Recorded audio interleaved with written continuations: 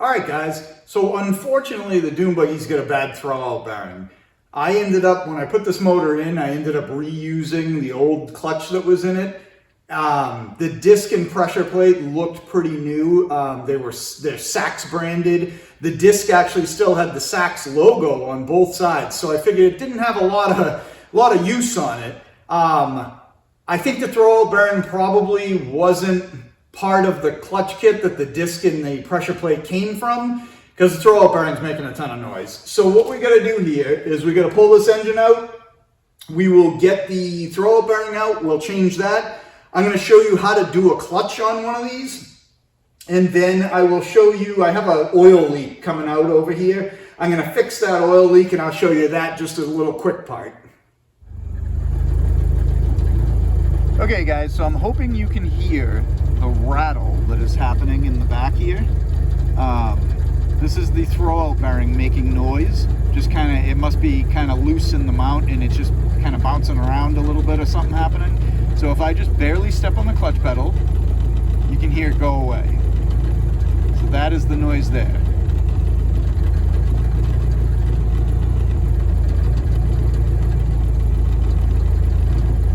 And then the second problem is that the throwout bearing is actually worn and it is making some noise. So if I step on the clutch, this is the point where I'm just barely on the clutch, so it's actually putting pressure on the bearing to kind of hold it in place.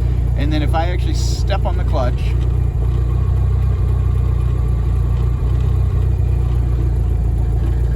so that's off the clutch, very light pressure on the pedal, and this is on.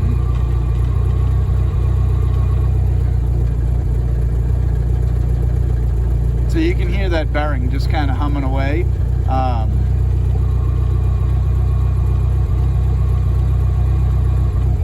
Obviously not good, so that's a problem we got to solve with this. We'll pull the motor and get that bearing out and put a new one in. All right, so we get the engine out.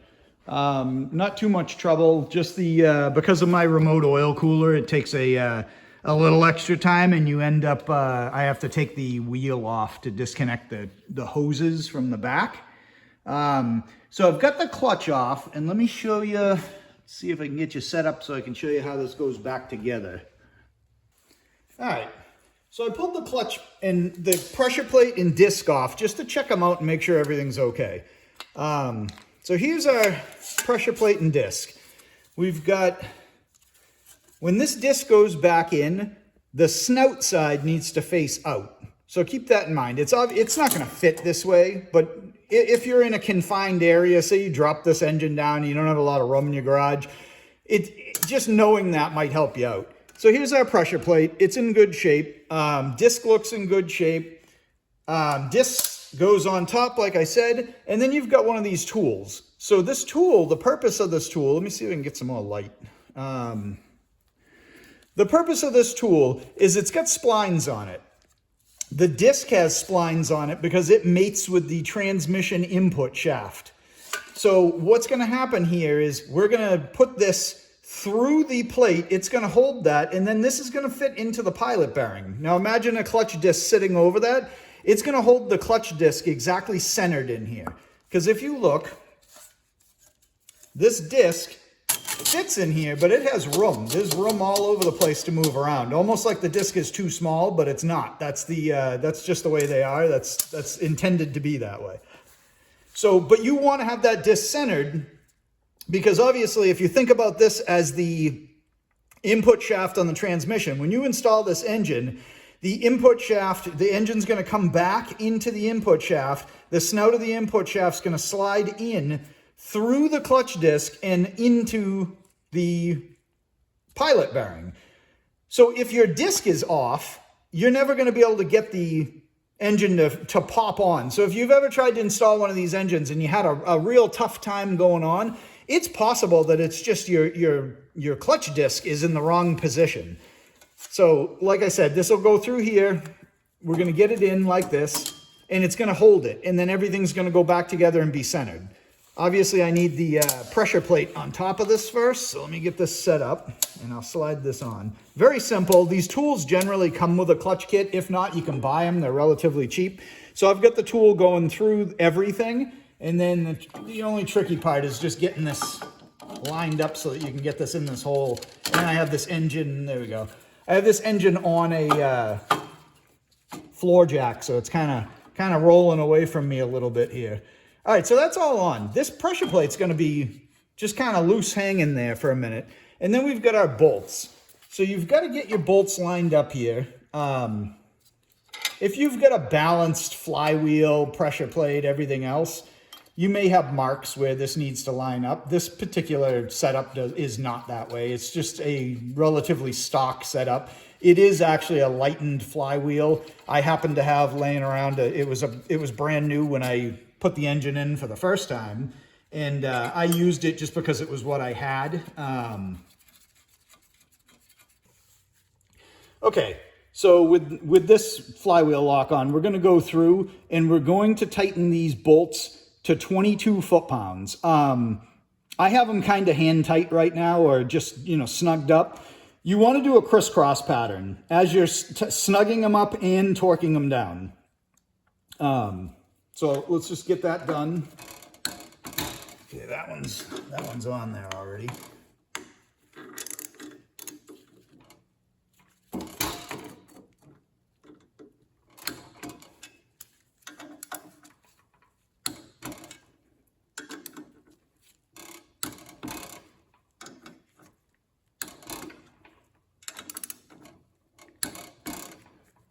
And like always, I like to go back through and just double check them all, because you don't want to just accidentally miss one. I'd rather spend the extra 5 minutes and go through and make sure I hit every one of them one more time, because obviously we don't want to pull this engine out any more times than we have to. So I mean, it's a relatively easy in a dune buggy to get them out. This engine took me 15-20 minutes to get out, including disconnecting my oil cooler hoses, everything else.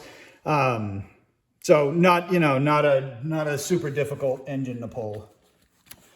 All right, so that's it. And now with this all tightened up, we can see that the tool slides in and out nice and easy. We know that because of the fact that that slides in and out, we are straight on.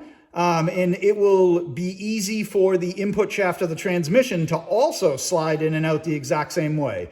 If you have any kind of binding here and this doesn't want to pull in and out, check your tool, make sure you don't just have a screwed up spline, but it's probably more likely that something's just off a little. And you want to just make sure that this is very easy. There's no effort to pull that in and out.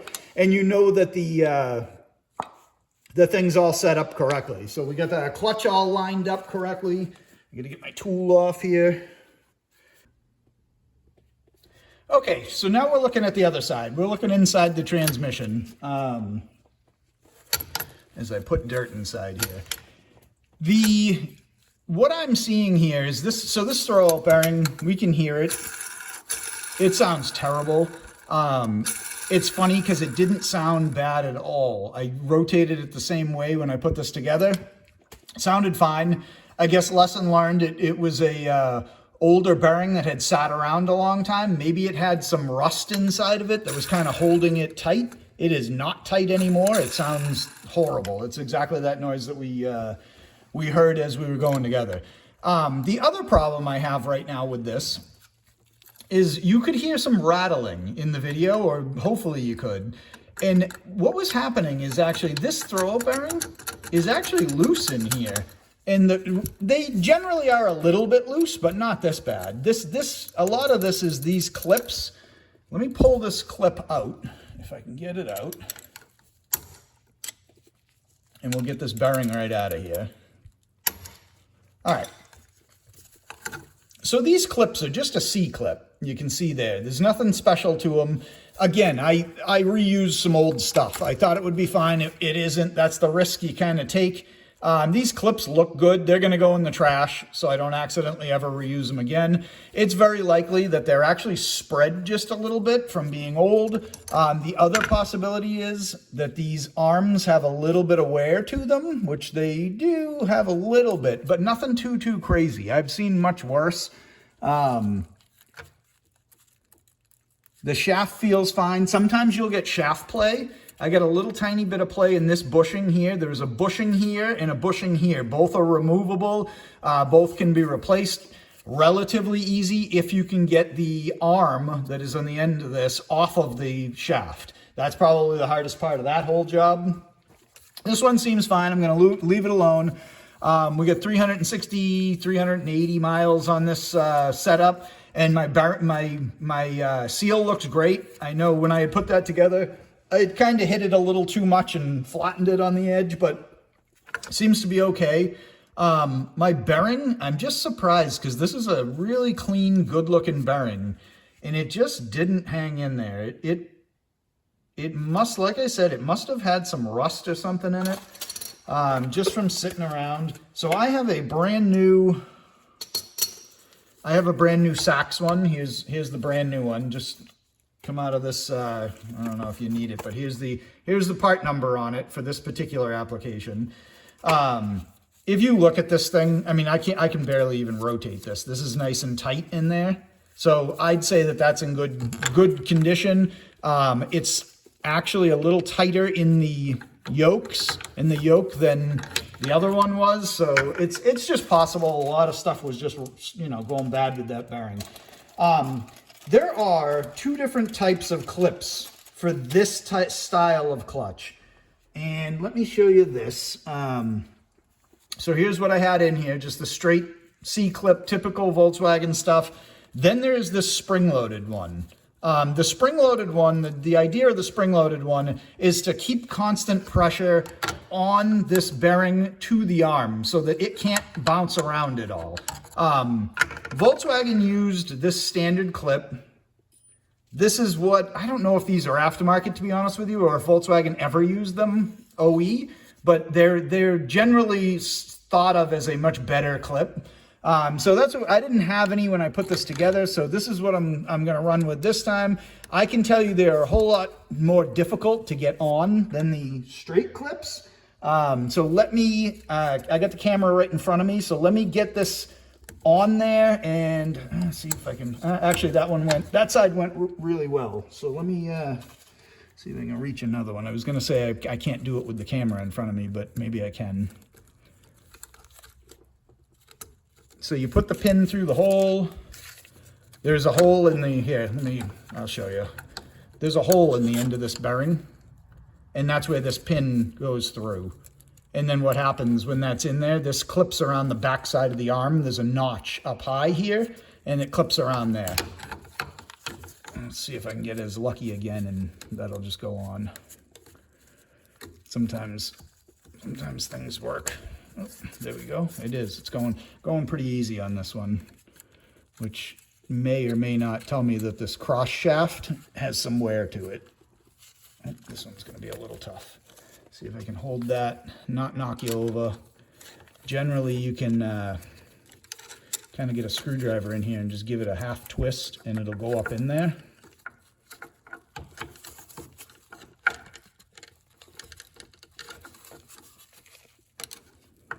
Okay, I got to get you out of the way. I'll bring you right back. Okay, I got both clips in, good and tight. Just make sure that they actually clip over the notch. You'll feel it. There's a notch back here that these clip over. Make sure they're in there good. And you can see the difference here of how loose this is in here compared to the other one. So with any luck, this thing stays together good and we don't have any issues with it. Once the engine's in, it's not actually touching this all the time, but it's pretty close to the point that this should never pop out. If it does, it's usually a lot of wear or a real aggressive launch or something along the lines of that can kind of pop one side out and the whole thing just goes to hell. So that's it there. Let me, I've got a couple of oil leaks to deal with on this engine real quick. And I'll do that and then we'll get this engine back in. All right, so we got a slight oil leak here. You can see it here on this tube. Obviously, everything got dirty driving this car. But really what I'm getting is it's actually leaking down this tube, running down, and it's dripping off the bottom of the cylinder head. It's running down through basically over the tin. So I'm going to clean this off real quick.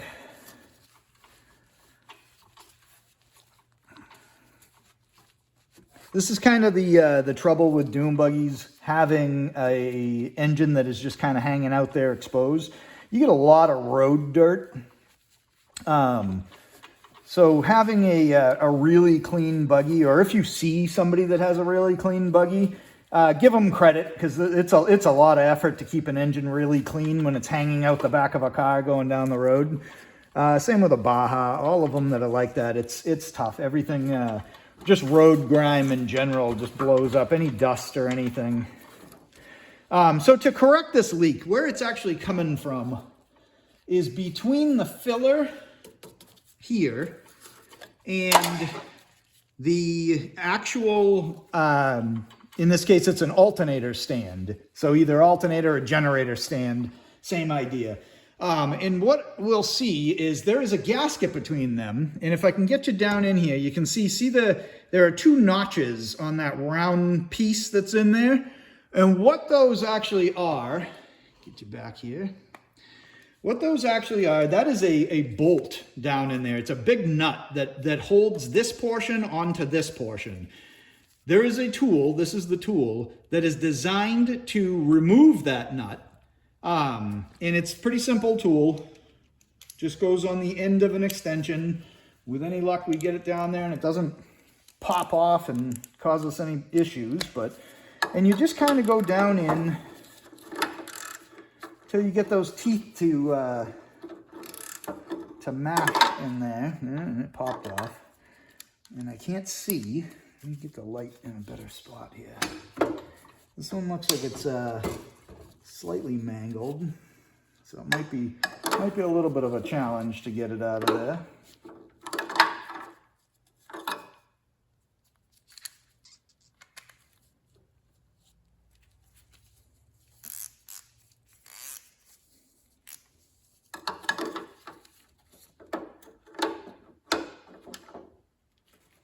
Okay, and I get this engine on a floor jack, so hopefully I don't drop it off there.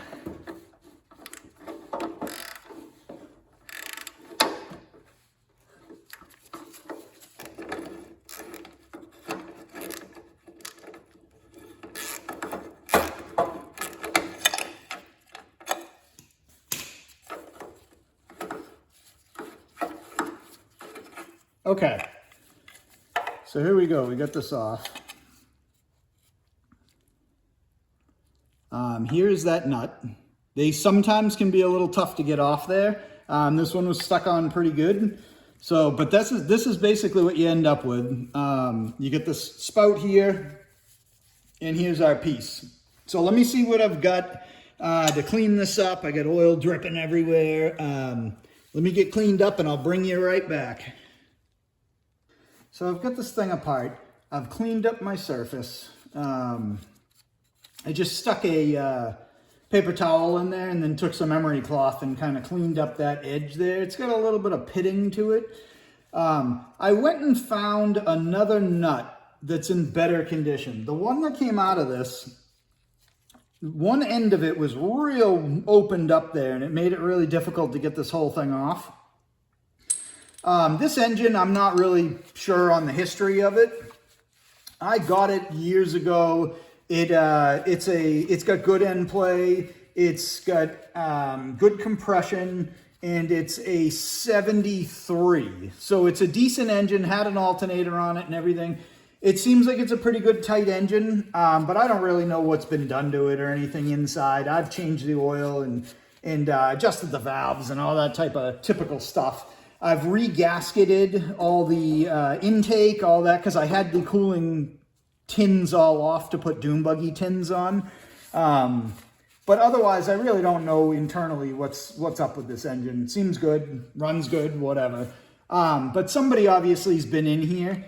I found when I pulled the nut off, there is supposed to be, I don't know if you can see this, there's supposed to be a paper gasket that goes around this, and then there should be a second one. Once this nut goes through this hole, there should be a second gasket that goes around here, and then you tighten the whole thing up on there. Unfortunately, I can't find any of those gaskets. This second nut that I found in my stash did have 2 gaskets on it. They're just like a paper gasket. You can see they're a little rough. These are used. I don't have any more of these, so I got to put that on the list to order a pile of them just so I'll have them for next time. This isn't one of those things that I typically take off unless I'm building a brand new engine, you know, everything new on it, then I would have this off. And generally I would order all this type of stuff at once, and apparently I just don't have any extra of these. I'm going to have to reuse these 2. Not great, because if this leaks, it's very difficult with how low this car is to get in here and get this apart while the engine's in. But that's what, unfortunately, that's what we got to do. I am going to put some high tack sealer on it, on each of these gaskets, just to attempt to get them to kind of seal up a little bit, maybe. But we'll see if it just makes a huge mess or if it actually works. But we'll have to let it dry a little bit in here.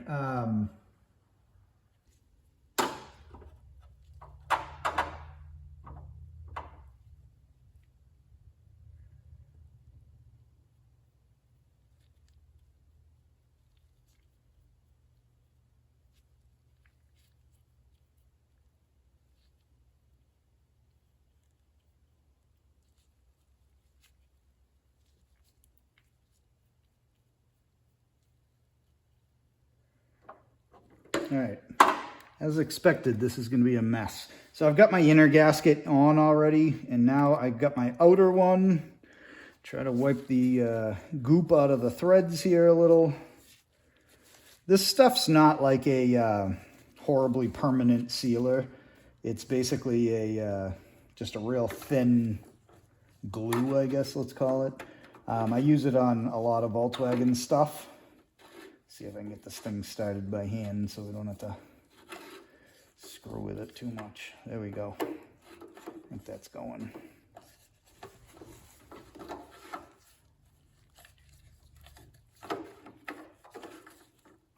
Okay. All right, I've got that started by hand. Let me get the tool in there and get this thing tightened up before that stuff sets up too much.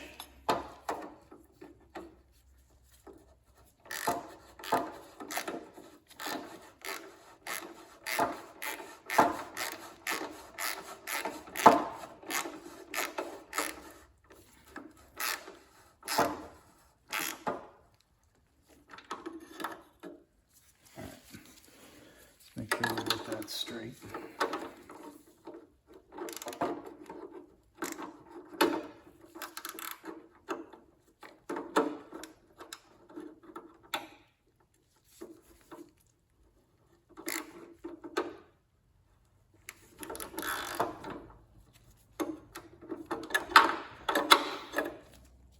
Sometimes it's tough to get these teeth on these tools to match up in there. What I ended up doing on this particular tool, because I was having a tough time with it, is I ground down either side of these. So here's the tool, ground down either sides. Then I took the ends right off of it because it's got a tapered end on it that was just causing problems with this, with these old original nuts. With a brand new nut, they seem to work pretty good. I haven't had a problem, and I've used this tool a handful of times. But for whatever reason, with an original nut, it seems to not fit in there great. So, but now that I've filed it down, it fits in nice and tight. It doesn't slip. Okay, so there we go. That's on there again. We'll let that dry for a bit before we start this engine. It's got to go back in anyway. But that should stop my oil leak problem. I'm going to see if I got I think I got some new oil cap gaskets. They're just try to be gentle with this one just in case, but they're just a cork gasket. So I've got some new ones. I'm going to grab a new one, throw it in there, and then that'll kind of button up the cap too. All right, so here's this cork back in there. You just kind of got to like gently bend the thing around and it'll go right back in, a new one. And that should seal that up good. All right, engine's back in. I buttoned up the oil coolers hooked back up, all the wiring's hooked back up. I kind of wiped things down a little bit just to try to clean it a little. I know it's going to get dirty again when we drive it, but and we'll see if the throwout bearing is good. Should be, and we will see if we leak oil, if we end up leaking oil out of this area. Hopefully not, but I'm going to give it about an hour or two to let that dry up a little bit. I got to run in the house, get my wallet and stuff, and go for a ride.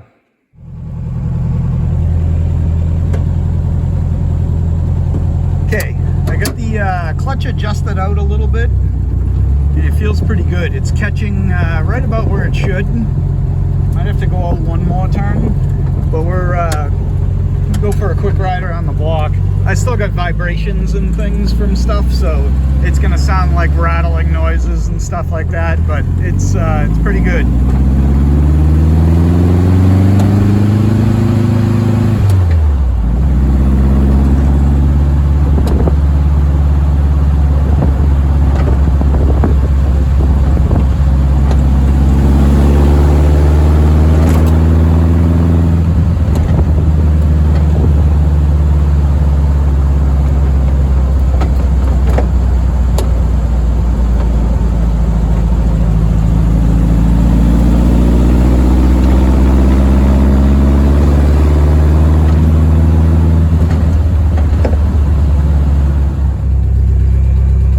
So the rattle's gone, and the noise when I step on the clutch is gone too. So I'm pretty happy with it. I think that's where we're going to end this one, and you know, I appreciate you guys watching. Thanks.